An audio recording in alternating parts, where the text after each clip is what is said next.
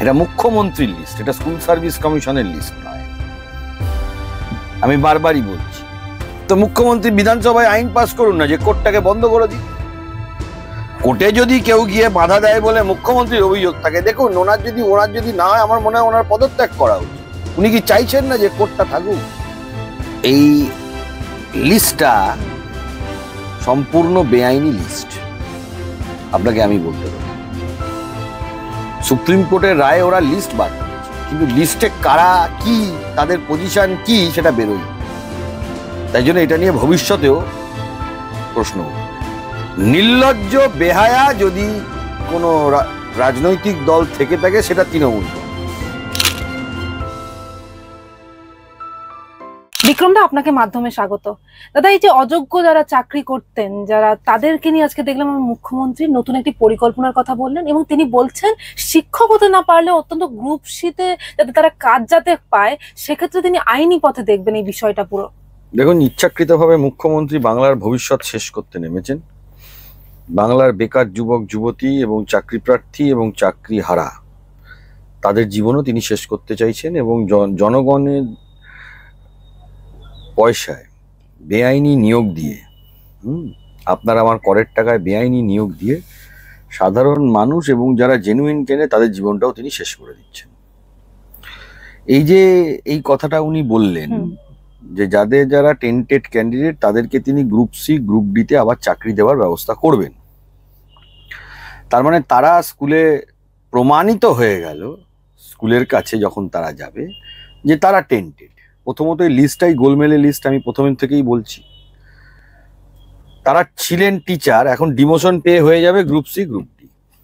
তারা কিভাবে কাজ করবেন আমি জানি না। এক, দুই হচ্ছে হলো মুখ্যমন্ত্রী আজও জেনুইন কারা সেই লিস্ট দেন। তিন হচ্ছে হলো এই যে লিস্টটা, সেই লিস্টটাতে এখনো অবধি এটা বেরোলো না যে কারা র্যাঙ্ক জাম, কারা ওএমআর মিসম্যাচ, কারা out of expiry of panel বা আরো কিছু আছে কিনা। এটা মুখ্যমন্ত্রীর লিস্ট, এটা স্কুল সার্ভিস কমিশনের লিস্ট নয়। আমি বারবারই বলছি, এবং দেখতে গিয়ে দেখা যাবে যে আরো কিছু টেন্টেড ক্যান্ডিডেট পরীক্ষায় বসেছে। এই পরীক্ষাটাই ভবিষ্যৎ নিয়ে প্রশ্ন উঠে যাবে। আপনারা যদি এই লিস্টটা যেটা বেরিয়েছে, টেন্টেড বলে যেটা বেরিয়েছে, ছত্রে ছত্রে দেখবেন তৃণমূল নেতা নেত্রী, ভাইপো ভাইজি, এদেরই না। আর যারা টাকা দিয়ে পেয়েছে তারা ছত্রে ছত্রে। তাই চাপটা মুখ্যমন্ত্রীর ওপর বেশি, তাই জন্য বলছে গ্রুপ সি গ্রুপ ডিতে চাকরি দেবো। সরকারিভাবে টেন্টেড ক্যান্ডিডেটদের হয়ে রাজ্য সরকার লড়াই করছে, কারণ মুখ্যমন্ত্রী বলেছেন। এনার পদত্যাগ হওয়া উচিত, নইলে বাংলার ভবিষ্যৎ শেষ হয়ে গেছে। ভবিষ্যতে শিক্ষক দিবস, এই শিক্ষক দিবসে আমাদের বাংলা থেকে সারা বিশ্বে ইন্টেলেকচুয়ালিটির জায়গা হলো বাংলা। 2011 সালের পরে সেটা শেষ হয়ে গেছে। 2011 সালের পরে বাংলার কি চরিত্র, বাংলার ইতিহাসে কোনোদিন সাদা খাতায় চাকরি দিয়ে পেয়েছে? জাল ডক্টরেট সার্টিফিকেট লিখে কেউ এমপি ইলেকশনে দাঁড়িয়েছে? এগুলো কবে থেকে এসেছে? এই জিনিস একটা সভ্য দেশে চলতে পারে, সভ্য সমাজে চলতে পারে? আপনার ডক্টরেট নেই তাই বলে আপনি ডক্টরেট লিখে বেড়াবেন? এখন লেখেন না, আলাদা কথা। দাদা, এই যে গ্রুপ সিতে যখন কাজ দেওয়ার কথা মুখ্যমন্ত্রী বলছিলেন, সেই সময় মুখ্যমন্ত্রী একটি মন্তব্য করেছেন যে যারা বেচারা টিচারিতে কাজ করেও অযোগ্য প্রমাণিত হয়েছে। বেচারা অন্যায়ভাবে কাজে যুক্ত হয়েছেন। পয়সা যখন নিয়েছে তাদের হয়ে তো বলতে হবে। নোট নিয়েছে, এখন তাদের হয়ে না বললে তো কলার ধরবে। মাল তো নিয়েছে, মানে নোট যেটাকে বলে, টাকা টাকা টাকা যেটাকে ইন্ডিকেট করছে, এটা তো নিয়েছে। সে যে ভাষায় বলুক না কেন, কারোর ভাষাটা সুমধুর ভাষা হতে পারে, কারোর ভাষাটা খারাপ, কিন্তু সেটা তো নিয়েছে। এটা তো অস্বীকার করার জায়গা নেই। আগে কলকাতা হাইকোর্ট বলছিল, এখন সুপ্রিম কোর্টও বলছে। সারা ভারতবর্ষের লোকই বলবে।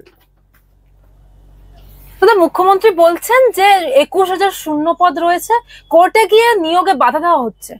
তো মুখ্যমন্ত্রী বিধানসভায় আইন পাস করুন না যে কোর্টটাকে বন্ধ করে দিক। কোর্টে যদি কেউ গিয়ে বাধা দেয় বলে মুখ্যমন্ত্রীর অভিযোগ থাকে, দেখুন ওনার যদি না হয়, আমার মনে হয় ওনার পদত্যাগ করা উচিত। উনি কি চাইছেন না যে কোর্টটা থাকুক? কোর্টে কি আমরা আসছি না কোর্টে যারা লিটিগেন্ট তারা আসছে? লক্ষ লক্ষ ছাত্রছাত্রীর ভবিষ্যৎ নিয়ে ছিনিমিনি খেলা হচ্ছে। আবারও মানুষ কোর্টে আসবে এবং হাজার হাজার মামলা কোর্টে আসবে। আটকাতে পারবেন আপনি? কোর্টে আসা থেকে কাউকে আটকাতে পারবেন? দাদা 7 তারিখ পরীক্ষা, সেক্ষেত্রে আমরা দেখতে পাচ্ছি সিঙ্গেল বেঞ্চের পর ডিভিশন বেঞ্চেও খারিজ হলো এসএসসির দাগিদের আবেদন, 350 জনের মতো প্রায়। দেখুন, এই লিস্টটা সম্পূর্ণ বেআইনি লিস্ট, আপনাকে আমি বলতে পারি। সুপ্রিম কোর্টের রায়ে ওরা লিস্ট বার করেছে, কিন্তু লিস্টে কারা কি, তাদের পজিশন কি, সেটা বেরোয়নি। তাই জন্য এটা নিয়ে ভবিষ্যতেও প্রশ্ন উঠবে। এই যে আবেদন বাতিল হয়ে গেল, কেন বারবার নিজেদের যোগ্য প্রমাণ করার জন্য হাইকোর্টের single bench, division bench, supreme কোর্টে তো যেতে পারেন এনারা? যেতে পারে, আমি তো বলছি লিস্টটাই গলত লিস্ট।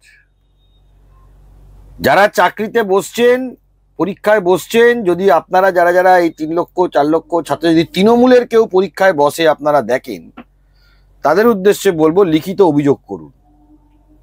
পাড়ায় এলাকায় দেখবেন অনেকে তৃণমূলের লোক পরীক্ষায় বসছে, এটা আপনাদের জানা থাকতে পারে, নাও জানা থাকতে পারে। জানা থাকলে আপনারা লিখিত অভিযোগ করুন আপনাদের ভবিষ্যতের জন্য, যে এই লোকটা তৃণমূল করে, এ টেন্টেড ক্যান্ডিডেট, এ সিবিআই এর লিস্টে নাম আছে। কমিশনে অভিযোগ করুন, সিবিআই তে অভিযোগ করুন, অভিযোগটা জমা করে রাখুন, তারপর তো যা হওয়ার হবে। দাদা এসএসসির একটি মামলায় রাজ্যের বিরুদ্ধে করা পর্যবেক্ষণ সুপ্রিম কোর্টের, একেবারে অ্যাডভোকেট জেনারেলকে প্রশ্ন করা হয়েছে যে দাগি প্রার্থীদের হয়ে আপনি হাইকোর্টে দাঁড়িয়েছেন। তো ফ্যাক্ট, এটা তো কোনো ভুল কথা নয়। রাজ্য সরকার টেন্টেডদের জন্য চেষ্টা করছে, এটা তো অস্বীকার করার জায়গা নেই। নির্লজ্জ বেহায়া যদি কোনো রাজনৈতিক দল থেকে থাকে, সেটা তৃণমূল কংগ্রেস। শব্দটা প্রয়োগ করলাম, নির্লজ্জ বেহায়া। এরা চুরি করে, ডাকাতি করে এদের সংসার চলে, চাকরি বিক্রি করে সংসার চলে। যে গাড়িগুলো তৃণমূলের কাউন্সিলর করছে, এগুলো চুরি করে এদের সংসার চলে। একটা লোকের এত টাকা হয় নাকি? আর এখনকার সমাজের যে বুদ্ধিজীবী গুলো আছে, দাড়িওয়ালা বুদ্ধিজীবী, টিকিওয়ালা বুদ্ধিজীবী, বড় বড় বুদ্ধিজীবীরা আছে না, এদেরকে বুদ্ধিজীবী কারা বানালো? এরা কারা? এদের কোনো মন্তব্য দেখতে পাচ্ছেন? এগুলো এই চুরির পয়সায় চলা বুদ্ধিজীবী। না, বারবার আমরা দেখছি, বারবার দিচ্ছে। আবার প্রতিশ্রুতি দিচ্ছে, যদি কেউ ফায়দা নিয়ে থাকে, নোট নিয়ে থাকে, সে তো বলবে না, তা তো কলার ধরবে। সেক্ষেত্রে যেভাবে অযোগ্যদের তালিকা বের করলো এসএসসি, কেন যোগ্যদের তালিকা বের করছে না? বাকি যারা রয়েছে করবে না তো যোগ্যদের তালিকা, ওটাই তো আইনি চাল, ওটাই তো আইনি চাল। যোগ্যদের তালিকা বেরোলে অযোগ্য আপনি মনে করেন 1800 আছে, ওটা মিনিমাম 6 থেকে 7,000 আছে। আজকে এই সরকার আছে, সরকার বদলে গিয়ে নতুন সরকার আসবে, রাখতে পারবে তো? যবেই হোক না কেন, কাল হোক পরশু হোক, তারপরে একদিন না একদিন বদলাবে তো। এই ছেলেগুলো যাদের 20, 25, 30, 40 বছর বয়স, আরো 20 বছর চাকরি করবে তো।